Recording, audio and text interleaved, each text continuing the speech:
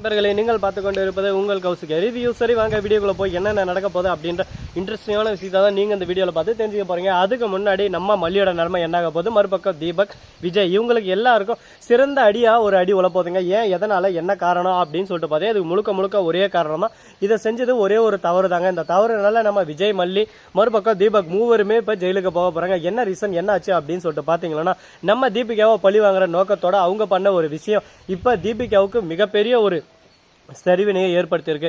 அது மட்டும் இல்லாமல் இந்த மாதிரி என் மேலே பொய்யான ஒரு வழக்கை பதிவு செஞ்சுருக்காங்க, பொய்யான ஒரு விஷயத்தை வந்து இவங்க பிரதிபலிச்சிருக்காங்க அப்படின்னு சொல்லிட்டு அவங்கள கைது செய்யறதுக்கான ஆர்டரையும் வாங்கிடுறாங்க. அந்த இடத்துல இருந்து கரெக்டாக கைது செய்யறதுக்கான ஆர்டர் வந்து ஒரே சந்தோஷம். பண்ணி முஞ்சினுக்கு என்ன ஒரு ஆனந்தம், அந்த மாதிரி ஒரே ஆனந்தம். மூஞ்சை பார்த்தா பளிச்சு நல்லா லைட் எரிமை எப்படி 100 வாட்ஸ் பல்ப் எப்படி எரியும் அந்த மாதிரி ஒரு பக்கம் எரிஞ்சிட்டு இருக்குங்க. உடனே பார்க்கணுமே, அந்த இடத்துல வந்து ஒரு பக்கம் சூறாவளி மாதிரி காரை எடுத்துட்டு ஜீப்பை எடுத்துட்டு நேராக போறாங்க. போய் பார்த்தா அந்த இடத்துல ஒரு பக்கம் நம்ம தீபக், விஜய், மல்லி இவங்க மூவரும் ஒரு பக்கம் கலந்துரையாடல இருக்காங்க. என்ன கலந்துரையாடல் அப்படின்னு சொல்லிட்டு பாத்தீங்கன்னா, விஜய் ஒரே ஒரு வார்த்தை தான் சொல்றாரு. விஜய் என்ன சொல்றாரு அப்படின்னு சொல்லிட்டு பார்த்தீங்கன்னா, செம்ம கோவத்தில் இருக்கிற ஒரு பக்கம். அதே சமயத்தில் உங்களால நம்பி நான் பண்ண பாத்தியா, இது எனக்கு தேவைதான், தேவையில்லாம ஏன் தலையில் நானே மண்ணை அள்ளி போட்டேனா அப்படின்னு சொல்லிட்டு கோவப்படுறாங்க. என்னடா நடக்குதுங்க, ஒண்ணுமே புரிய மாட்டேங்குது, இவங்க சொல்றதும் புரிய மாட்டேங்குது அப்படின்னு சொல்லிட்டு மல்லி, நான் உங்ககிட்ட சொன்ன விஷயம், அது மட்டும் இல்லாம நீங்க மிரட்டின விஷயம், இது எல்லாமே ஒரு பக்கம் லீக் ஆகிட்டு இருக்கு. இது எப்படி லீக் ஆச்சுன்னு சொல்லிட்டு தெரியல. இதனால தீபிகா ரொம்ப கோவத்தில் இருக்காங்க, கொலவெறியில் இருக்கா. அவள் எந்த சமயத்தில் என்ன வேணாலும் பண்ணுவா. நீங்க தேவையில்லாமல் அவளை தூண்டி விட்டீங்க. இப்போ என்ன நடக்க போகுதுன்னு சொல்லிட்டு தெரியல. எனக்கே ஒரு பக்கம் பயமாவும் இருக்கு, பதட்டமாவும் இருக்கு.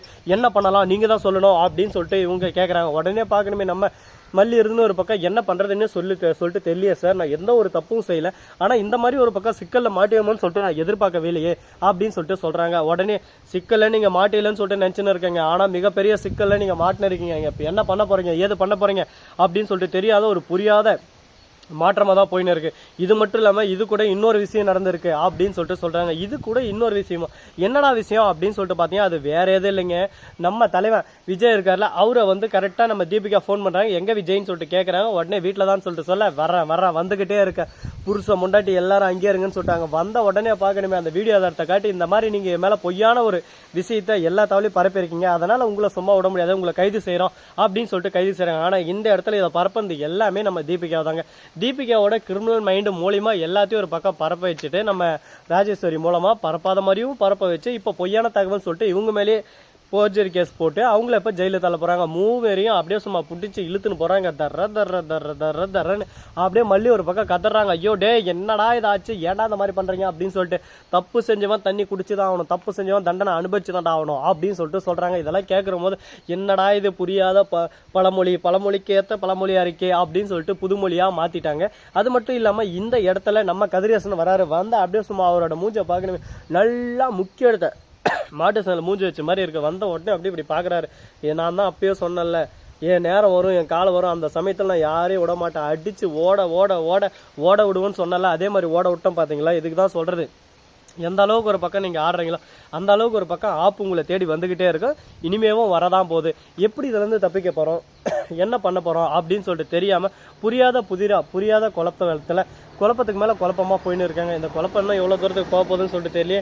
என்னடா இது கடவுளே, எங்களுக்கு ஏதோ ஒரு வாய்ப்பு அளிக்க மாட்டியா அப்படின்னு சொல்லிட்டு நாம ஒரு பக்கம் கேட்கலாம். என்னங்க பண்றது, நடக்கிறதுதான் நடக்கும், போறதா போறோம், அதுக்கு நாம ஒன்றும் பண்ண முடியாதுல்ல.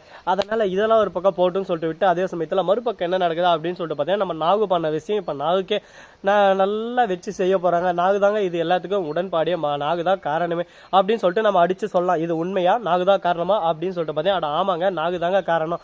அப்படி என்னடா பண்ண நாகு எந்த ஒரு விஷயத்தையும் பண்றதுக்கு தகுதியான இல்லையே, அவ அந்த மாதிரி பண்ணியிருக்க மாட்டாளே அப்படின்னு சொல்லிட்டு பாத்தீங்கன்னா, ஆமாங்க நாகு இதை பண்ணலதான், ஆனா நாகு பண்ணதான் நாங்க இந்த இடத்துல வந்து காட்டிப்போம். அது மட்டும் இல்லாம ராஜேஸ்வரி அதுக்கான ஆதாரத்தையும் திருட்டிட்டாங்க.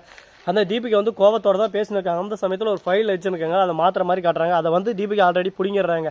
யார்கிட்ட இருந்து பாத்தீங்கன்னா, நம்ம நாகு கிட்ட இருந்து. இப்ப தீபிகா நாகு கிட்ட கொடுக்குற போது நாகு தீபிகா கொடுக்குற மாதிரி ஒரு சிரிச்சிட்டு முகமாவே பேசுற மாதிரி ஒரு பக்கம் அமைப்பை உண்டாங்க. இனிமே நான் மல்லி கிட்ட நல்லபடியா நடந்துக்கிறேன், மல்லியோட உண்மையான இதை புரிஞ்சுக்கிட்டேன், என்ன மன்னிச்சிரு அப்படின்னு சொல்லிட்டு நாகு கிட்ட பேசி ஒரு பக்கம் அந்த ஸ்மெல்லிங் வீடியோவை எடுத்துறாங்க. நாகு ரொம்ப சந்தோஷப்படுறாங்க. இதை பார்த்ததும் விஜய்க்கு மறுபக்கம் மல்லிக்கு எல்லாருக்கும் கட்டுப்பாயிருந்த ஒரு பக்கம் நாகு தான் எல்லாரும் கோவப்படுறாங்க. ஆனா இந்த இடத்துல நாகு எந்த ஒரு தப்பு செய்யலன்றது எல்லாருக்கும் நல்லாவே தெரியும், நம்ம விஜய்க்கும் நல்லாவே தெரியும். அதனால இந்த தீபிகாவோட ஆட்டமா தான் எல்லாமே. தீபிகா நீ என்னதான் சூழ்ச்சிமா பண்ணாலும் சூழ்ச்சி பண்ணி எங்களை பிரிக்க பார்த்தாலும் நான் யாருக்கிட்டையும் ஏமாற மாட்டேன், நான் என்னைக்கும் நேர் பதிலே நேராக தான் இருப்பேன் அப்படின்னு சொல்லிட்டு சொல்கிறாங்க. இதை கேட்டதும் என்ன பேசுறது ஏது பேசுறதுன்னு சொல்லிட்டு சரியாம சரி ஓகே இவங்க சொல்கிறது எல்லாமே ஒரு பக்கம் வாஸ்தவமாக தான் இருக்கட்டும், எல்லாமே நடக்கட்டும், இதுக்கப்புறம் இதை பற்றி பேசி ஒன்றும் நடக்க போதும், இதுக்கப்புறம் நாம் என்ன பண்ணலாம் ஏது பண்ணலான்ற விஷயத்த நாம தான் யோசிச்சு ஒரு பக்கம் சிந்திச்சு அதுக்கேற்ற மாதிரி நம்மளை இது பண்ணி போயிட்டே இருக்கணும் அப்படின்னு சொல்லிட்டு முடிவு எடுக்கிறேன். இந்த முடிவு நல்ல முடிவாக இருக்குமா, இதுக்கப்புறம் வேற எதனா நடக்குமா அப்படின்னு சொல்லிட்டு பல கேள்விகள் மனசுக்குள்ள ஓடிக்கிட்டு தான் இருக்கு. இந்த கேள்விகளுக்கு நான் பதில் கூடிய சீக்கிரம் கிடைக்குமா கிடைக்காதா, என்னென்ன பண்ண போகிறாங்க ஏது பண்ண போகிறாங்க அப்படின்ற விஷயத்த இப்போ நம்ம ஊரில் வந்து எல்லாமே களக்கட்டை, அதாவது கடலை போடுற சீசன், அதனால் எல்லாத்தாலும் டிராக்டரெல்லாம் ஒரு பக்கம் உழுதுகிட்டே இருக்காங்க. கடலை போகிறதுக்கோசரம் விறுவிறுப்பாக போயிட்டு இருக்குங்க. இந்த விறுவிறுப்பான டைம் எப்போ வரும்னு சொல்லிட்டு எல்லாரும் எதிர்பார்ப்போட காத்துன்னு வந்தோம். அந்த காத்துனதுக்கான டைம் இப்போ வந்துருச்சு. இனிமேல் எந்த ஒரு பிரச்சனையும் இல்லை, சந்தோஷம் தான் இனிமேல் வாழ்க்கையில நீடிக்க போகுது அப்படின்னு சொல்லிட்டு நினச்சின்னு இருக்கோம். அது போல் நடக்குமா நடக்காதான்னு சொல்லிட்டு பொறுத்து வந்து பார்த்தா தெரிய போகுது. நாம் இப்போ எங்கே போக போகிறோம் அப்படின்னு சொல்லிட்டு பார்த்தா இன்றைக்கி வந்து நம்ம திருப்பத்தூர் கவர்மெண்ட் ஹாஸ்பிட்டலில் தாங்க போக போகிறோம். இதனால் அப்படின்னு சொல்லிட்டு பார்த்தீங்கன்னா அது ஒரு முக்கியமான விஷயம். அந்த முக்கியமான விஷயத்தை அப்புறம் உங்களுக்கு வந்து நான் அப்டேட் பண்ணுறேன் அது என்னன்னு சொல்லிட்டு. ஸோ நண்பர்களே, இந்த வீடியோ பிடிச்சிருந்தா லைக் பண்ணுங்கள், கமெண்ட் பண்ணுங்கள், ஷேர் பண்ணுங்கள், டிண்டிங் மேலே தட்டி விட்டு போங்க. அப்போ தான் நான் போகிற அடுத்தடுத்த வீடியோ உங்களுக்கு உடனுக்குடன் நோட்டிஃபிகேஷனில் வந்து கொண்டே இருக்கும். மிக்க நன்றி, தேங்க்ஸ் ஃபார் வாட்சிங், டாடா, see you, நன்றி, வணக்கம், வந்தனம், வருக தருங்க.